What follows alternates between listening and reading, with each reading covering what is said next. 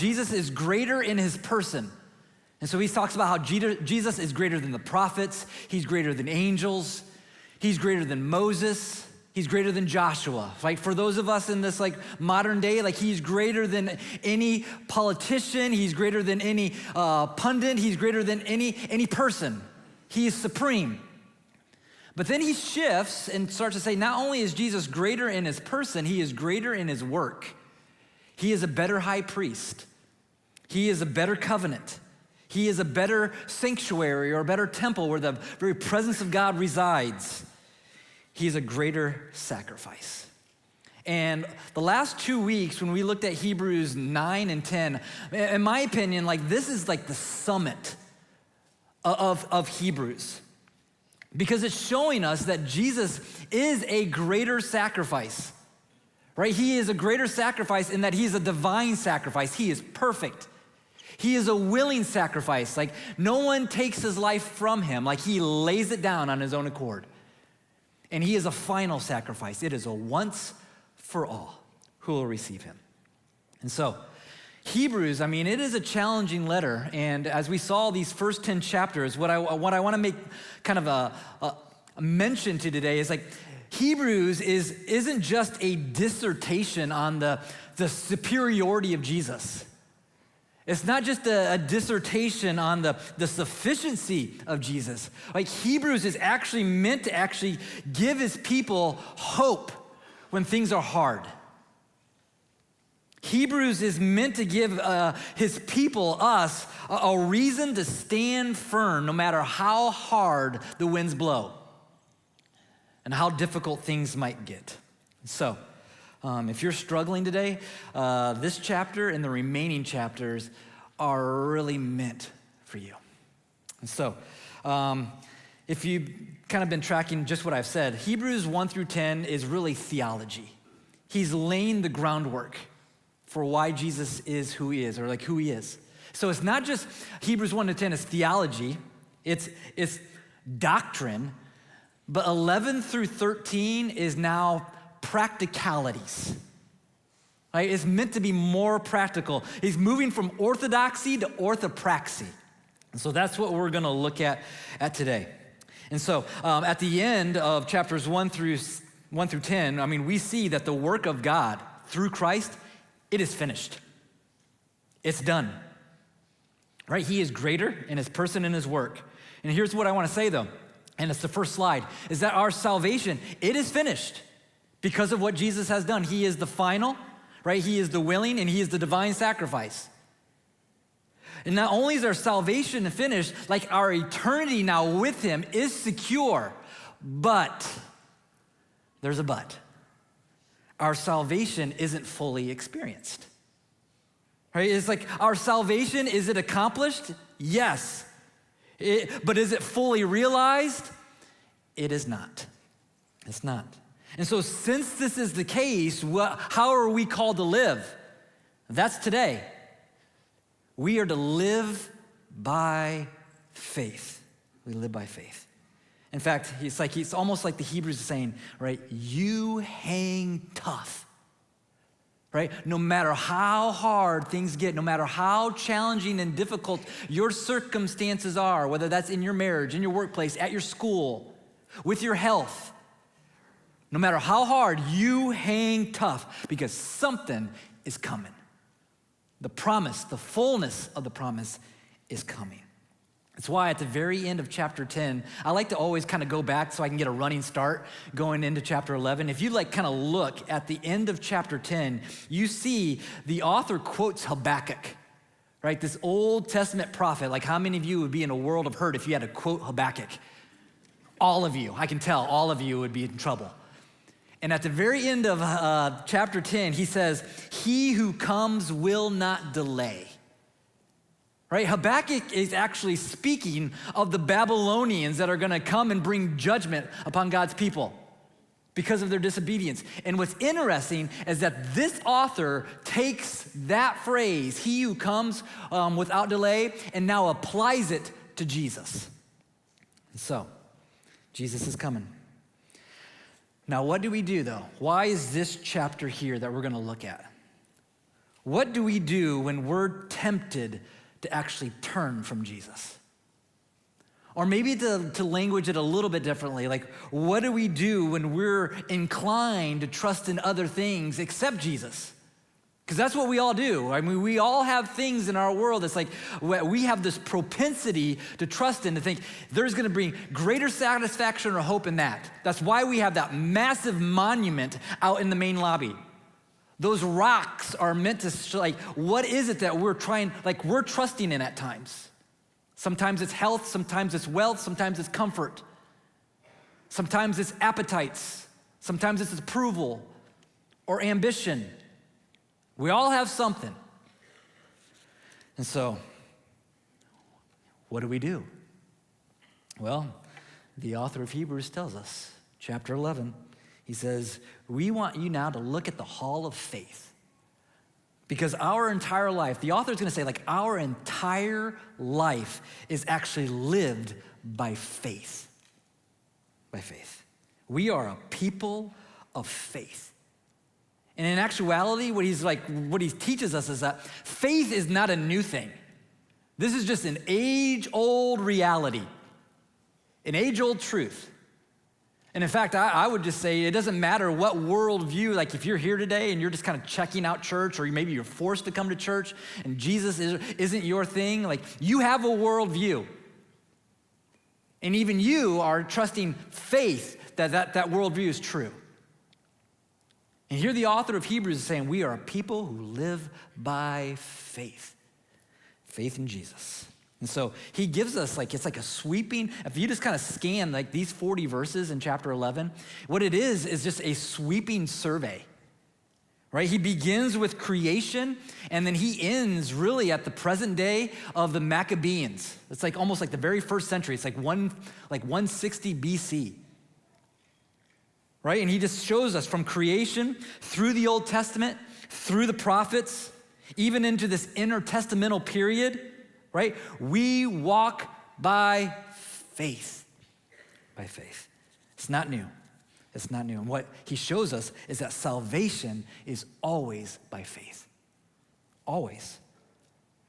No one, absolutely no one, is saved by works. You're not saved by your efforts. You're not saved by your earnings. You're not saved by keeping religious activities or laws. You're saved by faith and the mercy of God, by a substitute that he will provide. So, and what he shows us is that our forefathers that came before us, all the way back from the very beginning, lived by faith. Lived by faith. And so, we're gonna jump right in. Hebrews 11 tells us what faith is. I love these first two verses. Faith is not a leap into the dark. That's what oftentimes that we think of faith. Faith is just kind of this blind leap in the dark. That's not how the author of Hebrews sees faith. And so let's look. How does he describe faith? Faith, he would say, is the real deal. If you have your companion guides, if you like marking in your Bible, this is what I put. Faith is substance. It's not superficial. In verse 1, now faith is the assurance of things hoped for. Faith is assurance. It's certainty, some versions say. That word assurance or certainty is the word hypostasis.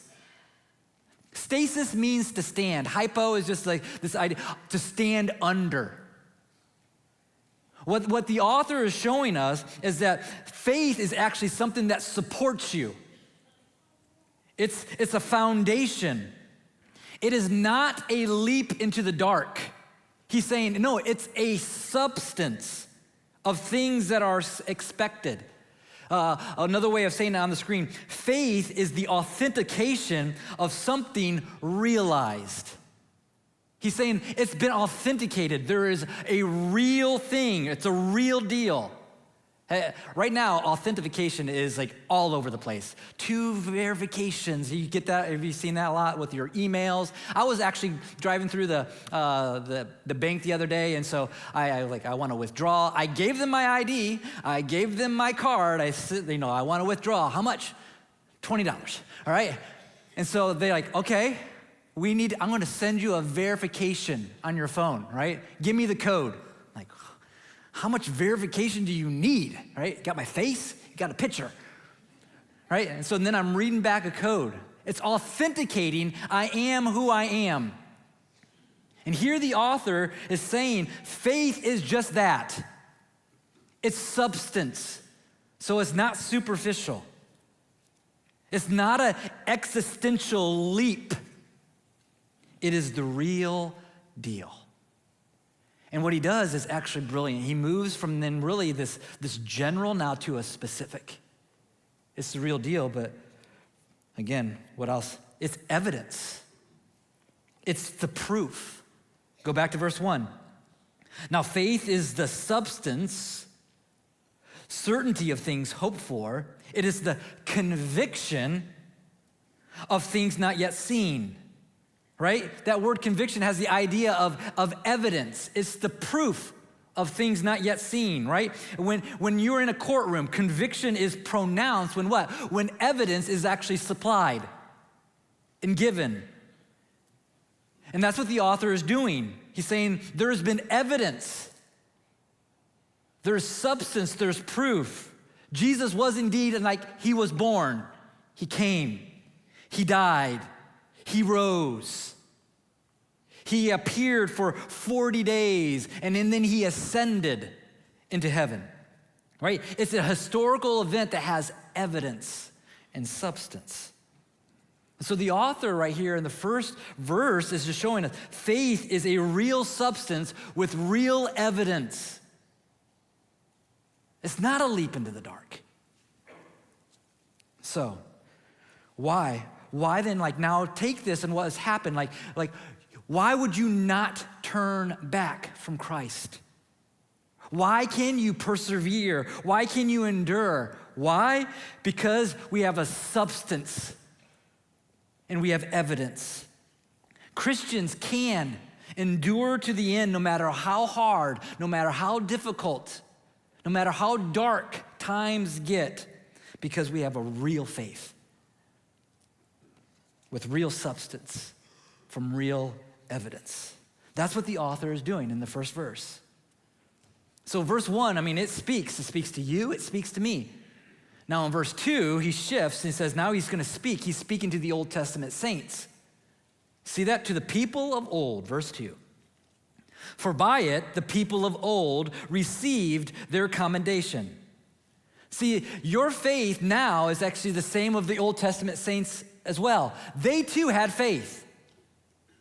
The Old Testament saints were saved in the same way you and I are saved, by faith and faith alone. The only difference between the Old Testament saints from Abraham to Moses to Noah and so on, the only difference between us and them was actually the content, right? Our faith is actually put in Jesus, who came fully and realized, right? The Old Testament saints, they were actually placing their faith in the shadows that were pointing to Jesus. They were looking to someone who would come and save. We're looking back at the one who did come to save. Or another way of saying it, the Old Testament saints, what were they? They were looking to the shadows, to the figurines. Someone's coming, someone's coming. We're looking to the substance who came, namely Jesus. So, they had faith. They had faith. The Old Testament saints were saved by faith. Why? By the mercy of God, that God would supply a substitute. He provided a lamb for Isaac. Where's the sacrifice? God will provide. He provided a ram. He provided a lamb during the Exodus Passover. He provided an animal for the sacrifice of all the sacrificial systems, all pointing. Someone's coming. Someone's coming. So the author is just saying, that's what faith is. It's the real deal. There's evidence. And what he does now for the next couple verses, he's going to actually give examples of your faith things that we put our faith in. I'm going to give you 3 of them, and then we're going to see kind of a shift in what the author does. Here are the examples of a faith that has substance and evidence, right? The first is this, is that creation is even by faith, right? Faith begins at the very beginning. Genesis 1:1, right? Verse 3, by faith, we understand that the universe, the cosmos, was created by the very word of God, so that what was seen was not made out of things that are visible. Right? Genesis 1:1. In the beginning, God created the heavens and the earth. He spoke, and the world came into existence. Right? This isn't something that we can actually see. It's actually not even repeatable, just like the Big Bang. But we believe that the universe was actually created by the very mouthpiece of God. He spoke, and it existed. All that is visible is actually made by the invisible God. And so we believe the creation displays self-evident truths, though. Right? There's substance. There's evidence. What's the evidence? The creation has order. The creation has design. It's like we intuitively know that man, like we want to receive dignity, therefore then we should give dignity and honor. There is just morals and ethics that are just hardwired actually into our hearts. It's like we have an internal guidance system. Can we suppress it now? Yeah, but it's there. And so here the author is saying, faith believes that there is a creator. We're not cosmic orphans or accidents. And so to know that actually by faith he created the world is not a leap into the dark. Like it's evidence for us, right? And this is where it's like for some maybe listening, or maybe you're here and you're not a Christian and you're still processing all this. It's like there's just things that we know, I think, just intuitively, especially us as parents. Like when someone wants to date our daughters, is there not something that we as fathers like are asking? Like we have questions, right? Is he responsible? Is he gentle? Is he honest? Is he mature? Right? We have these questions, right? And so like atheism, like it may look good and sound good when you're maybe in a bar trying to hustle another woman, right? We may act like we're atheists, but here's the reality. We will all react like Puritans when you're wronged or when a loved one is wronged. We just do. We want our mate to be faithful. We want our employers or the bank to be honest. Can you imagine? Like, so maybe like, oh, I don't believe in God.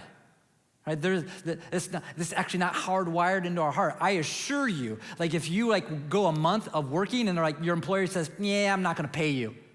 You're gonna respond as if something was wronged. We have these morals hardwired into our hearts. This is not a social construction. It's actually put there by God. So, he says creation is by faith. There's evidence. In fact, you will see, like even in Romans, it talks about how God's attributes, his divine power, his divine nature, are clearly perceived. Therefore, we are without excuse. What else does he do? Verse 4, he says not only is creation by faith, he says salvation is by faith. Salvation has substance and evidence. Verse 4, look what he says. He says, by faith, he just brings in this Old Testament example. By faith, Abel offered to God a more acceptable sacrifice than Cain, through which he was commended as righteous, God commending him by accepting his gifts. And through his faith, though he died, he still speaks. Right? This is just a story of Adam and Eve's first kids, Cain and Abel. And you read that story, God accepts one sacrifice, Abel's sacrifice, but he rejects another. He rejects Cain's sacrifice. And the reason he rejects it is because his sacrifice is actually, when he sacrifices to God, it's a sacrifice that he brings that does have zero faith. Now, personally, I don't think that it was rejected because Cain brought grain and Abel brought the blood of the first flocks. I don't think it's the gift per se. The problem, I think, is the heart. Cain's problem was his heart. Cain gave some weeds, some grain, and he walked away.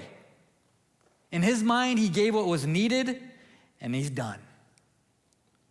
Maybe a modern day way of saying it, is it possible to go through actually religious activities and actually not have faith in God? Can a person take communion, even be baptized? Can a person give money, serve, and actually not love and trust in God? Yes. Yes, it's possible. And so here, that's what we're seeing. It's possible to be religious and have zero faith. And Cain is our example, right? And so, notice though, Abel's sacrifice is completely different. Abel's actions were pleasing to God. Abel believed something about God. Abel believed that God was distinct. Abel believed that he is the one who provided for him. He believed that he was good, that he was generous, and that he was worthy to bring an offering. In other words, what did Abel see? Abel saw the evidence of God, the substance of God's goodness, and gave to him. He trusted him. He believed him. He had faith. Cain did not. He didn't. And notice, because of that, Abel is righteous. He is righteous because of his faith. He is saved by faith. He's not saved by his works. He is saved because he's like, I am trusting in the God who provides. So, not only we move in from salvation by faith, creation by faith, how about this one? Sanctification. Our being transformed or being changed is actually by faith. In other words, our faith actually produces an obedient life. Our faith saves, our faith actually transforms us and changes us. It sets us apart. Verse 5, by faith Enoch was taken up so that he should not see death. And he was not found because God took him. Now before he was taken, he was commended as having pleased God. So notice again, he's just using this Old Testament saint, just showing that faith is just an age-old reality. It's just an ancient truth. It's not new. Enoch was taken. He was raptured. He was plucked. But Enoch lived in such a way that he lived in a way that was pleasing to God. In other words, it's like he didn't just have intellectual assent about God. It was a faith that actually impacted his life. He walked with God. This is what's great, is like what we believe is meant to impact how we behave. That we're just not thinking right things, we need to live rightly. And Enoch is our example. He thought rightly, but it actually produced right living. Orthodoxy leads to orthopraxy, right living. Right? The substance, the evidence, the proof actually produced in Enoch a way like, I want to live for him. I want to live for him. And in verse 6, look what it does. Faith produces something. It produces a big old smile on God's face. You see that? And without faith, it's impossible to please him, please God. Without faith, it's impossible to put a smile on his face, for whoever would draw near to God must believe that he exists and that he rewards those who earnestly seek him. Isn't this beautiful? It's like when we trust him, when we see all the evidence around us, and we not just have faith and believe in him and live for him, it's like it just puts a big old smile on God's face. Why does it put a smile? Why does it please him? Because it is a demonstration that we believe him, that we look to him, that we're saying, you know what, we trust that you exist. We trust that you provide. We trust that you actually reward. And so that's what the author is showing us. He's showing us these examples of faith. Now, does that mean that our faith comes easy? That it's always easy? Not a chance. Right? There are significant challenges. And so this is kind of where we kind of see a shift. He gives some examples of faith, but now he's going to show us that faith endures and endures several things that are hard. I'm going to give you 5. So get ready to write some notes. Take some notes here. Here's the first thing that faith endures. Faith endures mockery. Right? Your faith actually needs courage. Do you need courage today in this area?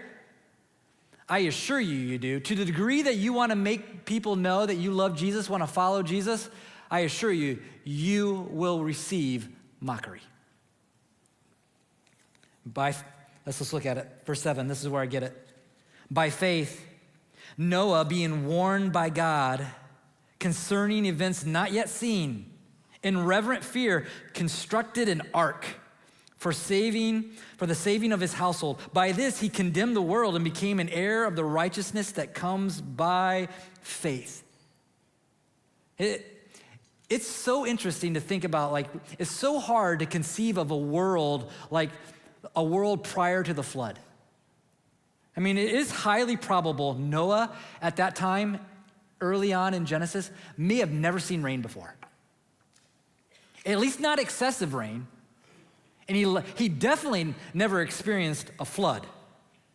And here God is telling Noah, hey, something's coming. A flood's coming. Something that you've never seen is coming. And Noah, in reverence and in fear, actually believes God and builds a boat. Can you imagine the questions that he's getting from neighbors, from friends, right? And yet, Noah feared God, built an ark. You remember the movie? It's like I always think through movies. Evan Almighty. You ever seen Evan Almighty? I mean, it's a classic, folks. Come on. Evan Almighty, and so here you have this guy who is now being, it's like he's, basically God makes him a modern day Noah. And he builds this boat, this ark, and he's like, flood's coming. Remember the day that he's looking out and he's like pleading with the people, get in the boat. And it's like people are all around mocking because it's sunny out. And he sees and he hears all the mockery, and it's like he looks up into heaven. He's like, I could use a little precipitation. I mean, it's classic. I mean, it's like he endures mockery. Noah had courage to trust God, to follow him, right? Noah did see something. Noah saw the wicked world, but he didn't see God. And yet he trusted God. He faithed him. And this pleased God. And Noah's faith, you know what it says? It's like it was counted to him as righteousness. Meaning, like, our faith doesn't just put a smile on God's faith. No, our faith actually does something. It produces a righteousness that you didn't earn and you don't deserve. Imputes means it's like God credits it to your account. Right? He is righteous. He receives God's righteousness, not because he's righteous, but he's trusting in him. And so our faith credits or imputes the very righteousness of God. So, what else do we see? Not just our faith enduring mockery, our faith enduring instability. Right, the very past, the directions of our lives. We are creatures that like comfort. Instability is not something that we are asking for. That's why a lot of us right now, we feel, as going into election week, we feel very uncomfortable. A lot of instability right now. So, what does God say about instability? Verse 8, he gives us an example. By faith, Abraham obeyed when he was called to go to a place that he was going to receive as an inheritance. And he went out. He went out not knowing where he was going. By faith, he went to live in the land of promise, as in a foreign land, living in tents with Isaac and Jacob, heirs with him of the same promise. For he was looking forward to the city that has foundations, and whose designer and builder is God. Right? Abraham had to leave everything. Everyone, everything by faith. I mean, that's instability. God's like, go. Where am I going? To a land that you don't know. He calls him out. And so instability is like, it's removed purposely from Abraham. And he's taken to a foreign land, and there it says he lives in tents. You know what Hebrew means? It's like Abraham is a Hebrew. Hebrew means dusty one. It means that he was just constantly moving, constantly roaming. And yet, what does Abraham do? Abraham trusted God. He faithed God. He believed in the invisible God and his revelation. And his belief, it says, was counted to him as righteousness.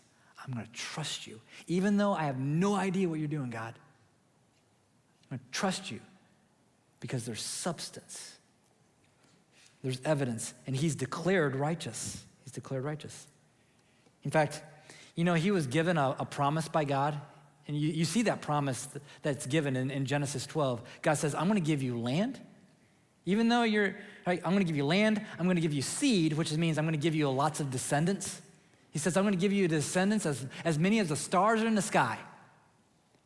And I'm going to give you blessing.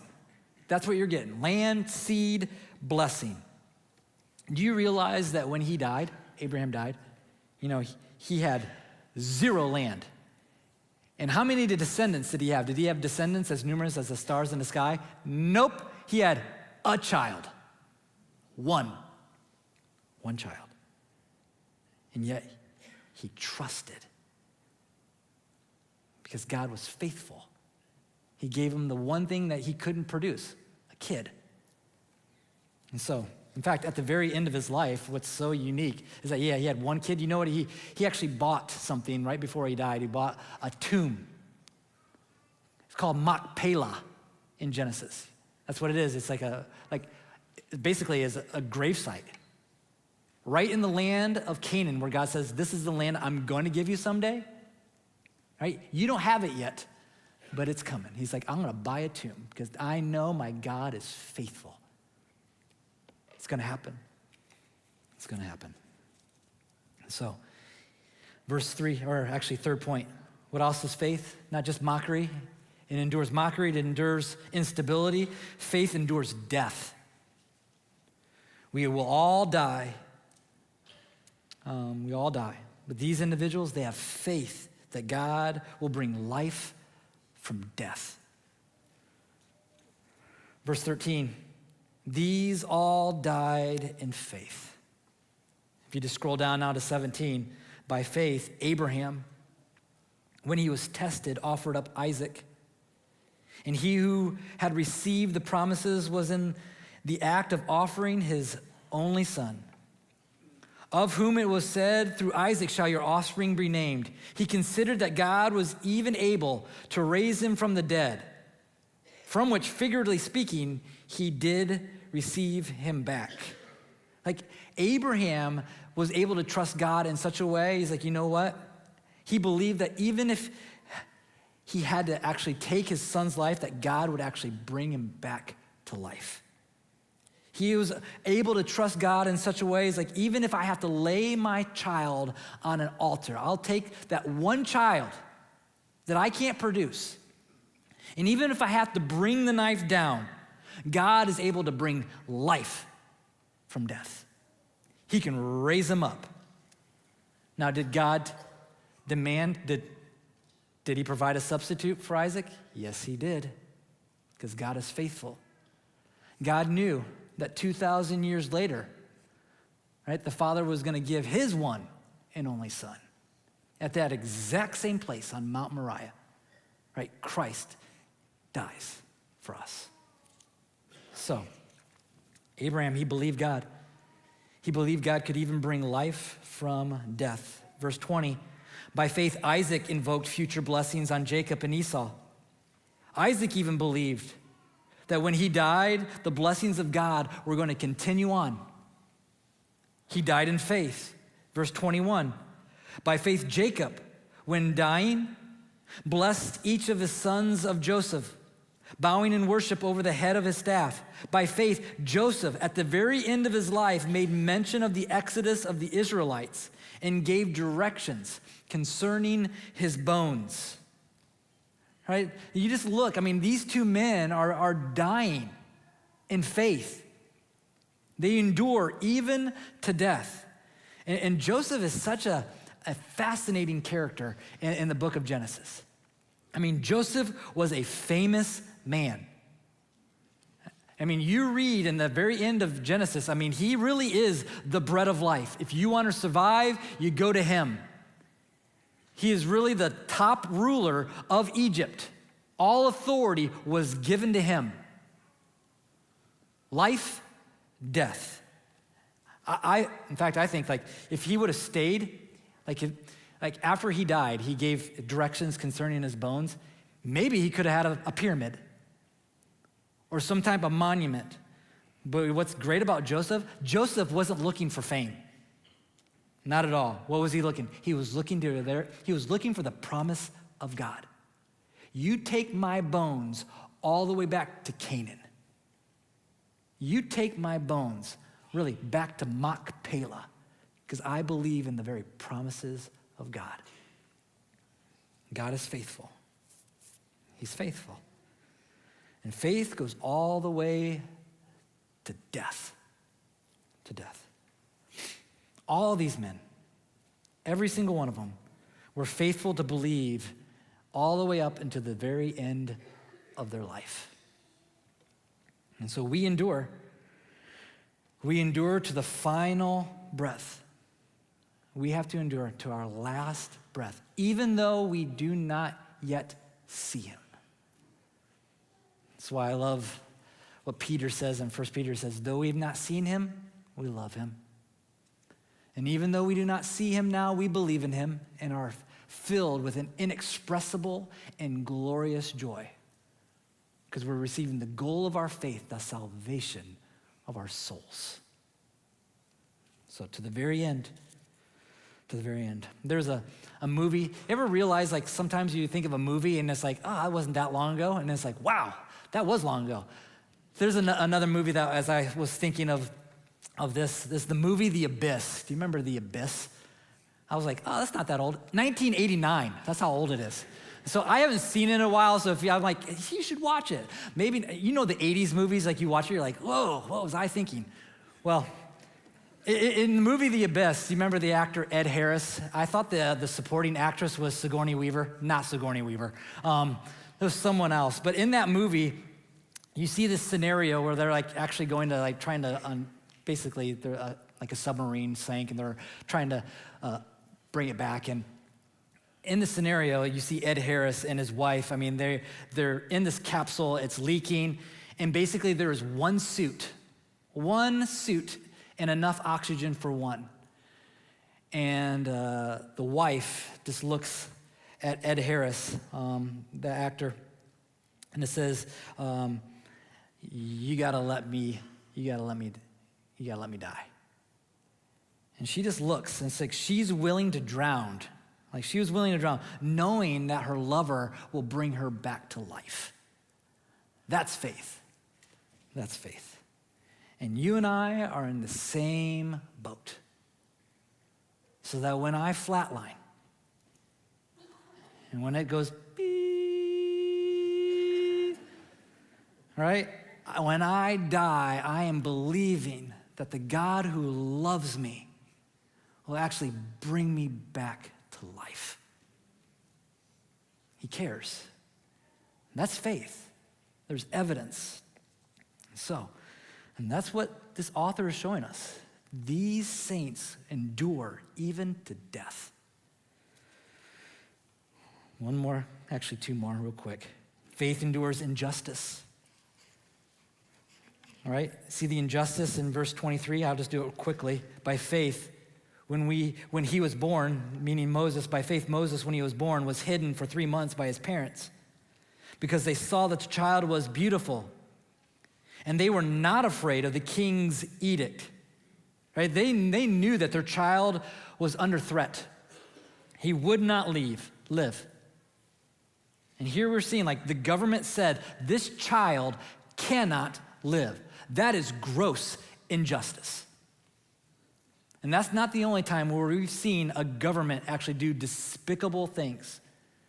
And throughout history, we see saints will continually have to endure not just mockery, not just instability, not even just death, but actually unjust things. And so you see it right here. We endure injustice. And I can go on, you can actually read on. It talks about how Moses continues to do that in verses 24 to 26. But I want to kind of end with the last one. If you kind of scroll all the way down to verse 35, it's like he's like, what else can I say? He's like, faith endures every single hardship that comes your way. It doesn't matter if it's mockery or injustice or instability or death. It's like everything, every hardship. And in verse 35, look what it says. It's like these are during the days of Elijah and Elisha. Women received back their dead by resurrection, but some were tortured, refusing to accept release, so that they might rise again to a better life. It's like it's so interesting that God saved some. He delivered some. He delivered Moses, but he doesn't deliver everybody. Some are saved, and some die. And some die in hard ways. This is where you read verses 36 on. It's like this is where the prosperity gospel and prosperity theology, it fails right here. Look at verse 36. Others suffered mocking and flogging, even chains and imprisonment. Some are stoned. They were sawn in two. Some were killed by the sword. Some went in skins of sheep and goats, destitute, afflicted, mistreated, of whom the world was not worthy. Wandering about in deserts and mountains and dens and caves, right? They had no home. Some saints had no home. They were rejected and they were despised. Does that sound like anyone you know? Someone who's rejected and despised and no place to lay his head. Sounds like our Jesus. And so, you just look at Hebrews 11 and he says, we have faith. We are people of faith. And our faith is not a leap in the dark. It is of substance. It is the real deal. It has evidence. And so you hang tough no matter how hard things get. You endure. You endure. Because why? It's worth it. It's worth it. There is a promise to come. It isn't fully realized yet, but it is coming. He will come and without delay. It's a certainty. And so, I'm going to pray. Father in heaven, your word is so helpful. And not just helpful, it's meant to be hopeful. That we are people that even though our salvation is finished and eternity is secure, there is still a real, it's not fully realized. And so we wait. And so give us, I pray, give us the faith to know that he who promised is faithful. You will surely bring it about. You are gracious and you are good. God, I pray if there's anyone here that has not trusted in Jesus for life, for the righteousness that they don't deserve it, they can't earn it, I pray that they would look to Jesus. But God, I know right now there are countless saints in this room who are undergoing hardships and trials. Health, relationally, maybe emotionally or mentally, financially, and so much more. God, I pray, God, that you would give them the assurance and the evidence that you are with them and that you're always for them. I pray all this in your name. Amen.